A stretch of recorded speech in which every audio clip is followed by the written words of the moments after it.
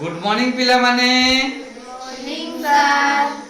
अच्छा पिला माने आज को ट्रांसलेशन शिखिबा। मोर एक छोट कुड़िया घर अछि।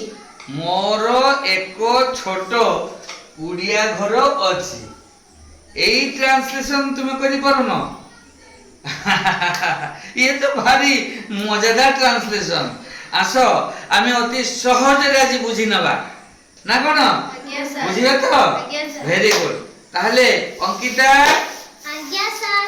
तुमे आसी जाओ एई छोट ट्रांसलेशन टी को केमिति समाधान करिबा तार सूत्र कहि दियो। आमे प्रथमे एହାର नियम जानिबा।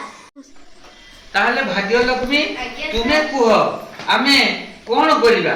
सर एहा एक declarative simple sentence. Very good. कारण एहार प्रथमे सब्जेक्ट अछि तापरे वर्ब अछि। हां एहा एक डिक्लेरेटिव सिंपल सेंटेंस। आमे सेंटेंस को चिनिमा केउ टाइप रो सिंपल सेंटेंस है whether it is a declarative or imperative or interrogative or exclamatory simple sentence या भितर कोउटा चिनिबा ताहले हमर आमे देखि नेले भाग्य लक्ष्मी जानि नेले जे यार प्रथमे सब्जेक्ट अछि तापरे वर्ब अछि बुझिला।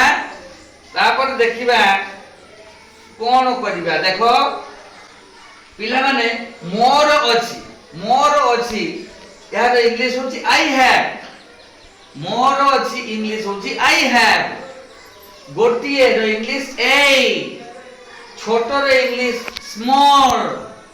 कुड़िया घर रो इंग्लिश हार्ट। देखो पिला माने एई हमर जो एई वाक्य मध्ये सब एई सब वर्ड सब पाइथे शब्द सब पाइथिले सगुडी सब आमे भांगी देइछे।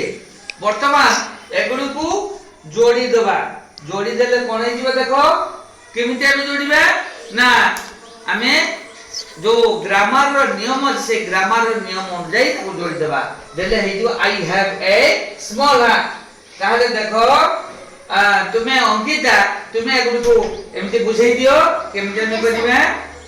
अंकिता आज्ञा सर। तुमे बुझाई परिबो तो आज्ञा सर। बुझाई दियो। मोर अछि आई हैव गोटिए रो अर्थ ए छोट रो अर्थ स्मॉल कुड़िया घर अर्थ हार्ट एला में सिखिले I have a small heart. ताहले देखो आमे कोन करदेले ससरे I have a small heart यार उत्तर आसी गला देखो एवं शेषरे आमे कोन दबा फुल स्टॉप दबा एई फुल स्टॉप को पंक्चुएशन मार्क कहंती एहा को दबा भूलिबो नाही कारण एहा को दबा भूली गले बुझेला आ सेंटेंस हे परिबनी एहा को एक सेंटेंस हमें कहि परिबा नाही तेनु एबे सेंटेंस हे गला सेंटेंस शेष निश्चित में फुल स्टॉप बा क्वेश्चन मार्क बा मार्क ऑफ एक्सक्लेमेशन देउ एठारे फुल स्टॉप दे जाईची कारण एहा एक डिक्लेरेटिव सिंपल सेंटेंस। मु भाबुची समस्ते एहा बुझी गलो बहुत भल लागिछि ना नहीं भल लागिछि तारे दिए क्लास कर दबा तांको पई समस्त पई।